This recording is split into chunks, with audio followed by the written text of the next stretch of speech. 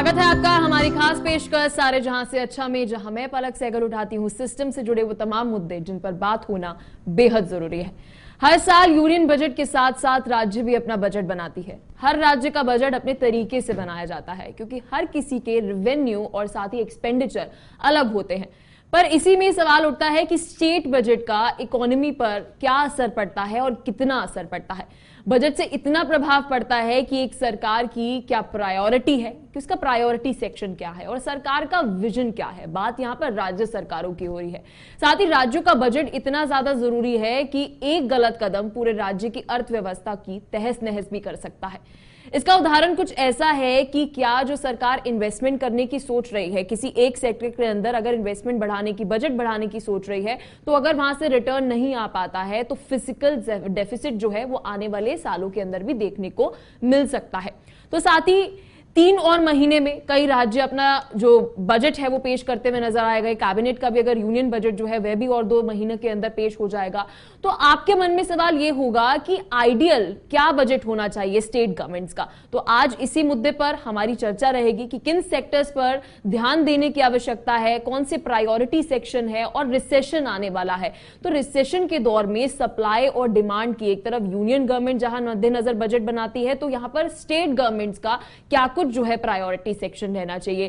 क्या इस वक्त सरकार का ध्यान सोशल वेलफेयर स्कीम पर होना चाहिए, क्योंकि हाल ही के जो आंकड़े हैं वो बताते हैं कि गरीब और ज्यादा गरीब होते हुए नजर आ रहे हैं। तो क्या सरकार को सोशल वेलफेयर स्कीम्स के ऊपर अपना ध्यान केंद्रित करना चाहिए या फिर इस वक्त केवल बड़े बिजनेस पर ध्यान देने की जरूरत है।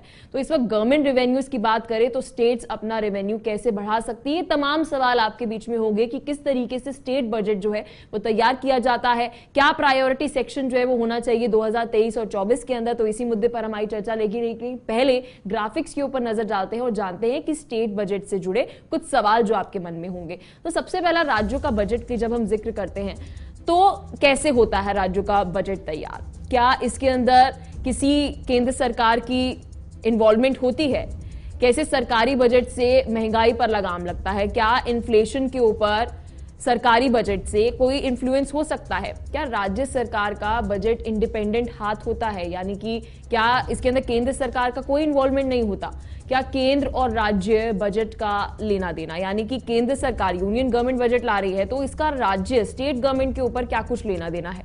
तो क्या होता है कैपिटल एक्सपेंडिचर, ये भी आपके मन में होगा, क्या स्टेट्स के अंदर भी कैपिटल एक्सपेंडिचर जैसी कोई चीज होती है, क्या मंदी में सरकार को अपना एक्सपेंडिचर जो है वह बढ़ाना चाहिए या कम करना चाहिए, और अगर एक्सपेंडिचर है तो प्रायोरिटी सेक्टर क्या रहना चाहिए, क्या वैश्विक मंदी में होना चाहिए हमारे राज्यों का बजट, जिससे जब हम बात करें सिटीजन्स की, उस राज्य के लोगों की, तो क्या वहां पर कैसे उनकी इंप्रूवमेंट होते हुए नजर आए। तो पिछले बजट से कितना अलग होना चाहिए हमारा बजट जब हम राज्यों की बात करते हैं। तो क्या एमएसएमई पर खास ध्यान देने की जरूरत है, जहां बात हमने करी थी पहले केंद्र सरकार की, तो एमएसएमई लाजमी सी बात है कि अलग अलग स्टेट्स के अंदर है, तो क्या उस पर भी राज्य सरकारों का ध्यान होना चाहिए। क्या सोशल वेलफेयर स्कीम को बढ़ाने की जरूरत है। सोशल वेलफेयर स्कीम आपको बता दें, जो भी जन कल्याण जो योजनाएं हैं उनके ऊपर खर्च करने की जरूरत है, एजुकेशन के ऊपर, या फिर बात करें हेल्थ केयर इंफ्रास्ट्रक्चर के ऊपर। क्या आने वाले समय में बढ़ जाएगा अनप्लान्ड एक्सपेंडिचर। अनप्लान्ड एक्सपेंडिचर कुछ ऐसा होता है जो सरकार ने पहले प्लान नहीं किया होता। तो आने वाले समय के अंदर क्या कुछ जो है बजट रहेगा, क्योंकि डायनामिक्स बहुत ज्यादा चेंज होते हुए नजर आ रहे हैं। तो आज इसी मुद्दे पर रहेगी हमारी चर्चा राज्य सरकार के बजट के ऊपर। मेहमान हमारे साथ जुड़ गए हैं, परिचय आपको करा देते हैं। जुल्फिकार चौधरी हमारे साथ पूर्व कैबिनेट मंत्री है जम्मू कश्मीर से, हमारे साथ सुचा राम लधार हमारे साथ पूर्व आईएएस अफसर हैं, प्रोफेसर दिबांकर गुप्ता हमारे साथ फाइनेंस एक्सपर्ट हैं। बहुत बहुत शुक्रिया आप तीनों का अपना कीमती समय हमें देने के लिए। सबसे पहले जुल्फिकार चौधरी आपके पास में आना चाहूंगी, एक आइडियल बजट जब हम बात करते हैं राज्य सरकारों की, तो कौन कौन से प्रायोरिटी सेक्टर जो है आने वाले समय के अंदर सरकार को ध्यान देने की जरूरत है, और मैं राज्य सरकारों की बात कर रही हूं। जी देखिए, जहां तक हम जिस दौर से हैं, ये एक मंदी के बाद का दौर है। हमारा आने वाला ईयर भी है वो भी रिसीजन की तरफ जाने का उसके ज्यादा इम्कान जो है वो नजर आते हैं। ओवरऑल भी अगर आप देखें तो इन्फ्लेशन जो है बहुत हाई हो चुका है और लोगों का जो इकोनॉमिक कंडीशन है वो बहुत खराब होती जा रही है डे बाय डे।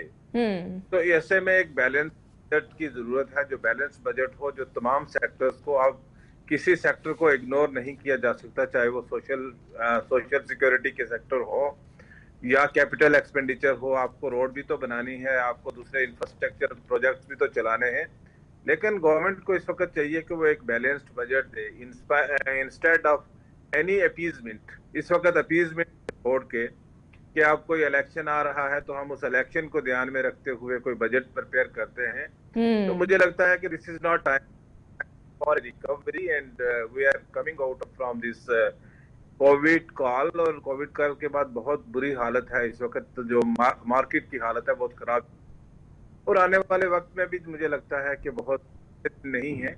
तो लिहाजा चाहिए इस वक्त वो स्टेट बजट एक बैलेंस बजट की जरूरत है। हमारे साथ प्रोफेसर दिवांकर गुप्ता हैं। दिवांकर जी, जब हम एक बैलेंस्ड बजट की बात करते हैं तो एक बैलेंस बजट के अंदर अगर हम हाल ही में देखें, जो कोविड के बाद हम देख रहे हैं रिसेशन देखने को मिल रहा है, रशिया यूक्रेन का भी एक कारण है, तो अभी सरकार को सोशल वेलफेयर स्कीम्स के ऊपर ध्यान देने की जरूरत है या फिर जो हमारे उद्योगपति हैं उनके ऊपर ध्यान देने की जरूरत है? प्रायोरिटी सेक्शन हमारा अभी क्या होना चाहिए? जी दिवांकर जी। देखिए, कभी कभी जब हम ये सवाल पूछते हैं ना, तब कुछ चीजों से हमारी ध्यान भटक जाती है। एक बात मैं आपको कहना चाहता हूं, जम्मू कश्मीर का जो बजट है, वो जम्मू कश्मीर का जो पूरा आय है उसका बहुत बड़ा हिस्सा है, 50% से ज्यादा है। हिमाचल प्रदेश में अगर देखिएगा, हमारा पड़ोसी राज्य है, वो भी हमारी तरफ पहाड़ी है, उसमें सरकारी खर्चा 28% से नीचे है। तो इसका मतलब है हिमाचल प्रदेश में एक डायनामिक प्राइवेट सेक्टर है और जम्मू कश्मीर में प्राइवेट सेक्टर उतना डायनामिक नहीं है। अब मैं बात आता हूं ये कोविड के चलते जो हुआ है, जो मंदी चल रहा था, अब हम मंदी से आगे निकल रहे हैं। अब मंदी की ना बात ना करें, क्योंकि जो अब गुजर चुका है उससे बात करने से हमारी कोई भला नहीं होगा। मंदी से हम निकल रहे हैं। इस वक्त बहुत सारे लोग, खास करके दिल्ली में बहुत सारी जगहों में सैलानियों की तरह वो कहीं जाना चाहते हैं, और इसीलिए मैं मानता हूं कुछ सेक्टर्स को गवर्नमेंट को प्रायोरिटी में देखना है। बजट में देखें या पॉलिसी मेकिंग में, वह दूसरी बात है। जैसे टूरिज्म को हमें देखना है, हॉर्टिकल्चर को हमें देखना है। अब दोनों टूरिज्म और हॉर्टिकल्चर को बूस्ट करने के लिए मैं मानता हूं एक तो इंफ्रास्ट्रक्चर की जरूरत है, और ये बात है हमारे बीच और हिमाचल के बीच जो इंफ्रास्ट्रक्चर में गैप था, इन 3-4 सालों में ये गैप काफी कम होता दिखाई दे रहा है। और दूसरी बात, एग्रीकल्चरल सेक्टर में हमें जो इन्वेस्टमेंट चाहिए वो भी हमें करना है। तो मैं मानता हूं हमें पहले देखना है कि किन सेक्टर्स में मैक्सिमम एम्प्लॉयमेंट हो सकता है, क्योंकि अगर आप एम्प्लॉयमेंट नहीं देते हैं तो हमारे इस यूनियन टेरिटरी में लोग कोशिश करते हैं कि सरकारी नौकरी मिले, उसके वो खर्चा बढ़ जाता है, वो डेवलपमेंट ओरिएंटेड नहीं है। तो मैं मानता हूं बजट होना चाहिए एम्प्लॉयमेंट ओरिएंटेड, ताकि प्राइवेट सेक्टर का हिस्सा इस रियासत में बढ़े, एम्प्लॉयमेंट जनरेट हो, और ये जो गवर्नमेंट का जो इतना बड़ा एक ओवरआर्चिंग प्रेजेंस हो जो कि स्वास्थ्य के लिए ठीक नहीं है, वो कम हो जाए। आपके पास आना चाहूंगी मैं सूचाराम जी की सवाल अब ये उठता है, एक तरफ होता है सेंट्रल बजट आता है, अब सेंट्रल की स्कीम्स होती हैं बहुत ज्यादा, तो स्टेट्स के ऊपर एक रिस्पॉन्सिबिलिटी बनती है कि आप जमीनी तौर पर आप जाइए ग्रास रूट पर उन सारी स्कीम्स को लागू करिए। तो अक्सर ये देखने को मिलता है सेंट्रल गवर्नमेंट तो बहुत सारी स्कीम्स लेकर आती है, लेकिन स्टेट उसको रिस्पॉन्सिबली अपने बजट के अंदर जो है लाते हुए नजर नहीं आती। इसके ऊपर ध्यान देने की कितनी जरूरत है? देखिए, ऐसा है कि जो सेंट्रल गवर्नमेंट की स्कीम है वो शेयरिंग बेसिस पे होती है। कहीं पे ये 90% भी शेयर होता है, कहीं 60% होता है, कहीं 50% होता है। तो जो स्टेट्स अपना उन स्कीमों को अपने स्टेट में लागू करना चाहते हैं तो उनको अपना शेयर उसमें डालना पड़ता है। जैसे मान लो आयुष्मान योजना है, इसमें जो पंजाब सरकार जो प्रेजेंट आप गवर्नमेंट आई है तो ये अपना शेयर नहीं डाल रही, तो इसकी वजह से वो जो बेनिफिट जो एक मिलना है गरीब लोगों को वो नहीं मिल पा रहा। सो इसलिए अपना एक बैलेंस स्ट्राइक करना पड़ता है हर एक स्टेट गवर्नमेंट को कि वो अपने लोगों का, अपने स्टेट के लोगों का, पॉपुलेशन का कैसे ज्यादा से ज्यादा अपना उनको बेनिफिट दे सके, कैसे ज्यादा से ज्यादा सेंट्रल गवर्नमेंट के जो फंड्स है उनका इस्तेमाल कर सके। तो जैसे मैं मान लो अपना ये आपको बताऊं कि पिछले 6 महीने में पंजाब सरकार इन्होंने अपना जो प्रोजेक्ट था कि हमने कितना खर्चा करना, तो उसका 47% ही खर्च कर पाई है जी। तो इसलिए जो रिसोर्सेज है, जो जहां से इनकम होनी है वो कितना है, और जो आपका खर्च है उसमें दो तरह के खर्चे होते हैं, एक प्लान एक्सपेंडिचर होता है और एक अनप्लान्ड एक्सपेंडिचर। तो जो प्लान है उस पर आप कंट्रोल नहीं कर सकते, वो तो जैसे सैलरी वगैरह है आपको वो करना ही करना पड़ता है खर्चा। जो अनप्लान्ड एक्सपेंडिचर है, अगर आप उस पर कट लगाओगे तो लोग जो है, जो उनके साथ प्रॉमिस किए हुए होते हैं कि जैसे मान लो पेंशन है, जहाँ अपना बच्चों के लिए स्कॉलरशिप्स है, तो ये लोग अगर नहीं दे पाते या उनको नहीं परकोलेट हो पाता जो फाइनेंशियल बेनिफिट है, तो लोग उससे नाराज हो जाते हैं। लेकिन ये जो बैलेंस की बात है जो मेरे से पहले दोनों स्पीकरों ने बोली है, ये बहुत जरूरी है, बहुत इंपॉर्टेंट है। तो सेंट्रल गवर्नमेंट का जो शेयर है वो एक बहुत अपने आप में, जब बजट बनता है तो उसके अंदर वो अपना कितना, किस स्कीम का पिछले जो डाटा है पिछले सालों का, किस साल में कितना पैसा आया, कौन कौन सी, ये सब पता होता है अपना स्टेट गवर्नमेंट को, जो ऑफिसर है, ब्यूरोक्रेसी है, उनको सब पता होता है। तो हिसाब से ये बजट तय किया जाता है कि कितना स्टेट डालेगा, वो भी एक किस्म का प्लान्ड एक्सपेंडिचर बन जाता है जी। जुल्फिकार जी, मैं बजट के बारे में पढ़ रही थी स्टेट गवर्नमेंट, तो उसके अंदर लिखा था सबसे ज्यादा प्राथमिकता जो है वो बजट के अंदर स्टेट गवर्नमेंट के अंदर हेल्थ और साथ ही एजुकेशन को दी जाती है। तो ऐसा क्या है कि जब ये प्रायोरिटी सेक्टर हैं ये दोनों, इसके बावजूद भी हम तमाम स्टेट्स के अंदर अगर हम जाते हैं, राज्यों के अंदर, तो हेल्थ इतना इंप्रूव नहीं है, हेल्थ इंफ्रास्ट्रक्चर और साथ ही एजुकेशन के भी हालात हम सभी को पता ही है। क्या कारण है प्रायोरिटी सेक्शन होने के बावजूद ये स्थिति है? मैं दो बातें कहना चाहूंगा। पहली बात, प्रोफेसर साहब है, हमारे यहाँ पे जम्मू कश्मीर की जहां तक बात की जाए, जम्मू कश्मीर में 47% जो है वो कमिटेड एक्सपेंडिचर है, जो एम्प्लॉइज की कमिटेड एक्सपेंडिचर जो हम देते हैं, और 53% हमारा overall that includes our social welfare schemes, that includes our developmental projects, that includes our all the sectors, जितने भी रिमेनिंग सेक्टर्स हैं उन पे हम 53% पैसा करते हैं। इसके अलावा हम मेजर एक्सपेंडिचर हो जाता है वो ट्रांसमिशन एंड। तो मेरा सिर्फ इतना कहना है कि जम्मू कश्मीर की परिस्थितियां जो रही हैं वो एक इंटायरली डिफरेंट रही है, different not be equated with other states. We suffered a very different type of circumstances, और उसके बाद के यहाँ पे हुआ है। तो इसलिए मेरा एक जो बात कहने का है वो यही है कि, लेकिन अगर हम जुल्फिकार जी पास्ट एक्सपीरियंस की बात करते हैं, अगर हम आज से कुछ 3 साल पहले या 4 साल पहले वापस चले जाते हैं, जम्मू कश्मीर की स्थिति की बात करते हैं, तो अभी जिस तरीके से सर ने बात कही, प्रोफेसर दिवांकर ने, कि अगर हम जम्मू कश्मीर की बात कर रहे हैं या फिर हिमाचल प्रदेश की बात कर रहे हैं, तो प्रायोरिटी सेक्टर वहां पर क्या होगा कि हॉर्टिकल्चर के ऊपर आपको काम करने की जरूरत है, क्योंकि वहां का रेवेन्यू जनरेशन पार्ट वो है। तो इस तरीके से जब हम जम्मू कश्मीर की बात करते हैं तो प्रायोरिटी सेक्टर क्या एजुकेशन और हेल्थ इंफ्रास्ट्रक्चर नहीं है? या हिमाचल की हम बात करते हैं, ये तो एक बेसिक चीज है ना, ये तो इसके ऊपर कॉम्प्रोमाइज ही नहीं होना चाहिए, ये तो प्रायोरिटी सेक्शन रहना ही चाहिए हर एक राज्य सरकार का। योर बेसिक क्वेश्चन, बट उससे पहले मुझे ये एक बात बताना जरूरी है कि जो हमारे कैपिटल इन्वेस्टमेंट है, जो हमारा इंफ्रास्ट्रक्चर बिल्डिंग के लिए पैसा खर्च होता है, that is directly related to the economic boost।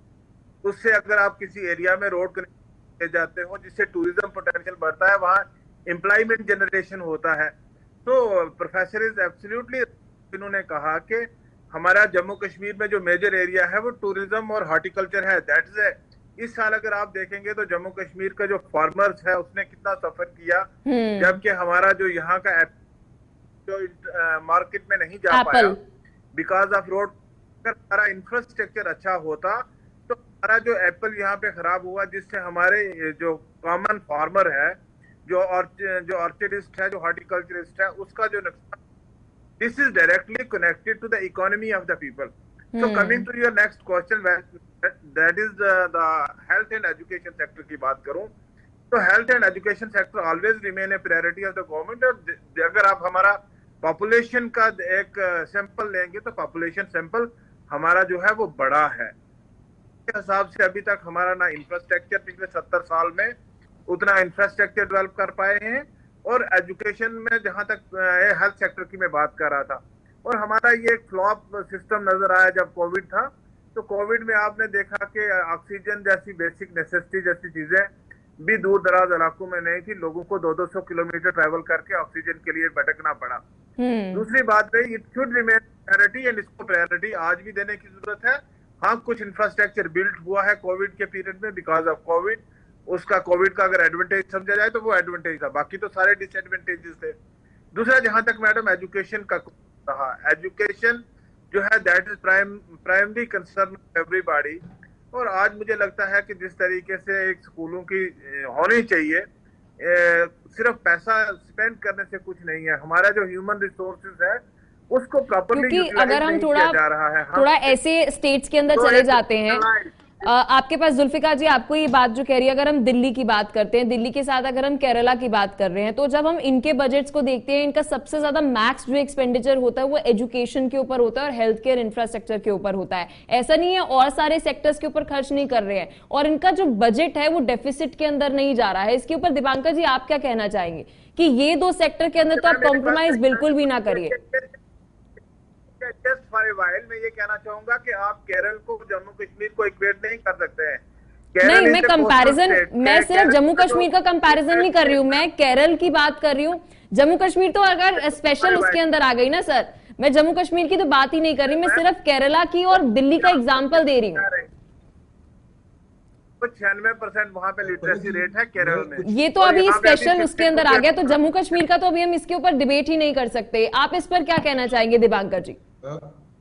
पलक जी, मैं एक बात कहना चाहता हूँ, ये जो बार बार कही जाती है कि इस रियासत को दूसरी रियासत से तुलना न करे, इसका सेल बाय डेट हो गया है। ये कहना कि यहाँ पे प्रॉब्लम्स था, टेररिज्म था, ये था, वो था, सब कुछ था, पर ये इसका एक सेल बाय डेट होता है। एक, अगर आपका 47% कमिटेड एक्सपेंडिचर आज है, आपका 47 कमिटेड एक्सपेंडिचर 10-15 साल पहले भी था, उस टाइम आपने क्या किया इसको कम करने के लिए?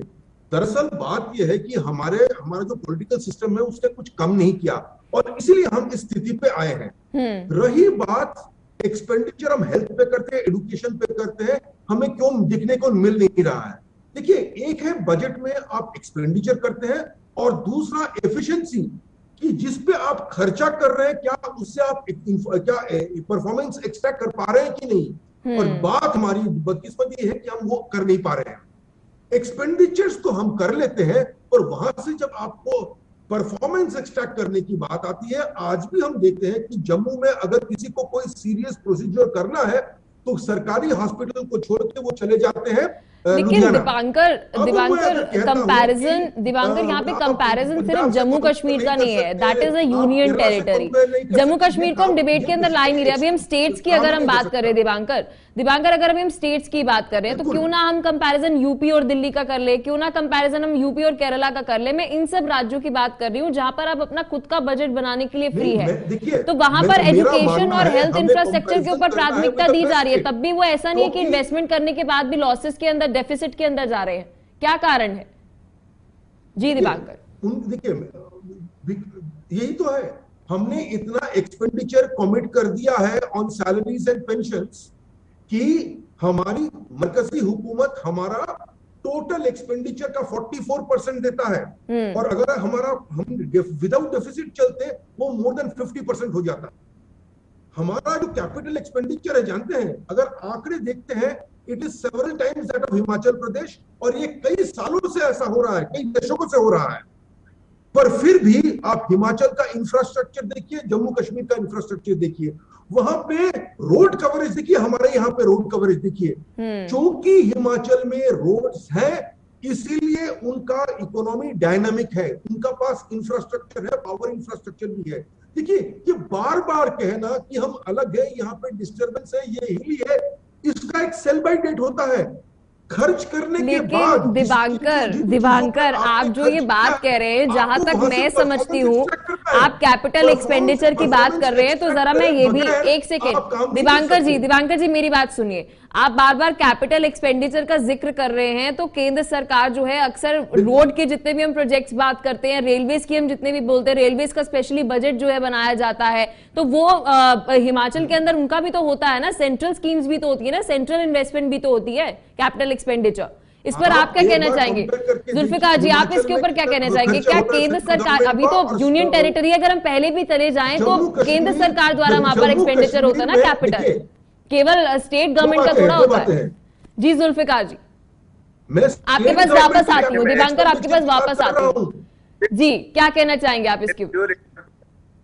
जी Zulfikar, due regard to professor बात कहना चाहता हूँ, कोई अलग परिस्थितियों में नहीं ये बात नहीं कर सकते, आप सेल बाय डेट की करते तो अलग बात है। मैं सिर्फ इतना कहना चाहता हूं कि we have suffered a turmoil, and turmoil में हमारी इकोनॉमी डिप हुई। हमारा जितना टूरिस्ट जम्मू कश्मीर में आता था, सारा टूरिस्ट डाइवर्ट हुआ हिमाचल की तरफ, और हिमाचल की इकोनॉमी उससे बढ़ गई। आपको याद होगा, अगर आप हिस्ट्री को जानते होंगे, तो जम्मू कश्मीर में माजी में कितना टूरिस्ट आता था।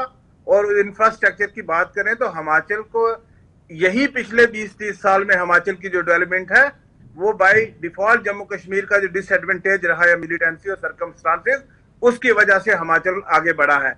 हम सारी कंट्री आगे बढ़नी चाहिए। दूसरी बात, स्टेट्स के कंपैरिजन की बात करते हैं तो डायरेक्टली जो है वो इनकम जो स्टेट के अपने रिसोर्सेज होते हैं, आपके कितने रोड्स बनी हैं, कितने टोल से कहां से पैसा जनरेट होता है।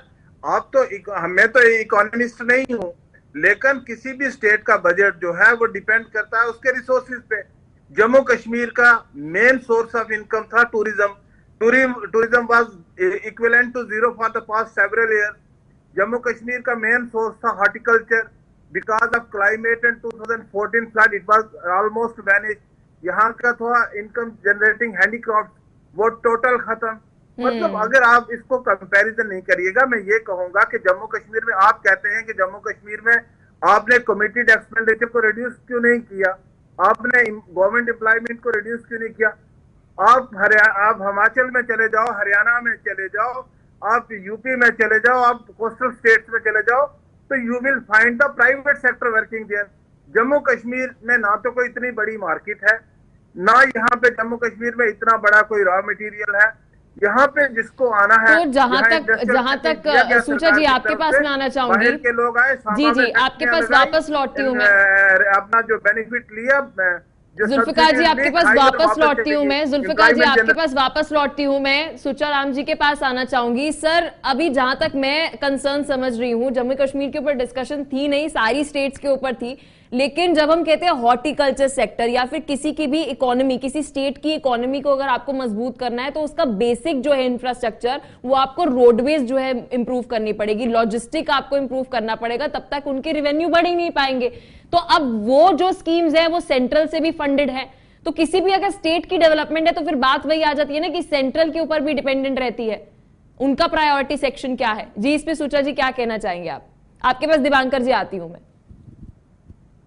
देखिए, ऐसा है, जो रोड नेटवर्क है ये तो फर्स्ट प्रायोरिटी है, चाहे हॉर्टिकल्चर हो, चाहे एग्रीकल्चर हो, चाहे कोई दूसरा किसी तरह का भी, चाहे टूरिज्म हो, किसी तरह का भी सिस्टम हो इकोनॉमी का, उसके लिए जो फर्स्ट रिक्वायरमेंट है वो तो गुड रोड नेटवर्क है। चाहे टूरिस्ट ने एक जगह से दूसरी जगह जाना है, चाहे फ्रूट्स को लेकर जाना है कहीं भी, चाहे एग्रीकल्चर प्रोड्यूस को लेकर जाना है, तो जो रोड नेटवर्क है ये तो फर्स्ट प्रायोरिटी है। ये हर स्टेट के साथ सेंट्रल गवर्नमेंट पीएम सड़क योजना है, वो कई सालों से चल रही है, ऑलमोस्ट 20-22 साल वाजपेयी के टाइम शुरू हुई थी। कोई ऐसा स्टेट नहीं है जिसको पीएम सड़क योजना के तहत फंड्स ना मिले हो। हर विलेज को कनेक्ट करना उस योजना की प्रायोरिटी है। जितनी कच्ची सड़कें थी सबको पक्की करना, रिपेयर करना, वाइडनिंग करना गवर्नमेंट ऑफ इंडिया की प्रायोरिटी है। तो उस पर खर्चा करने के लिए अपना स्टेट गवर्नमेंट की कोई जरूरत नहीं है। लेकिन हाँ, जो स्टेट गवर्नमेंट की सड़कें हैं उसकी स्ट्रेंथनिंग, रिपेयर, मेंटेनेंस वो उनकी अपनी प्रायोरिटी जरूर है, नंबर 1। सेकंड है जो अपना हर स्टेट, हम अकेले जम्मू कश्मीर की, हिमाचल की, दिल्ली की या पंजाब की बात नहीं करते, हर स्टेट की बात सभी स्टेट्स की अपनी अपनी अपनी एक प्रायोरिटी होती है।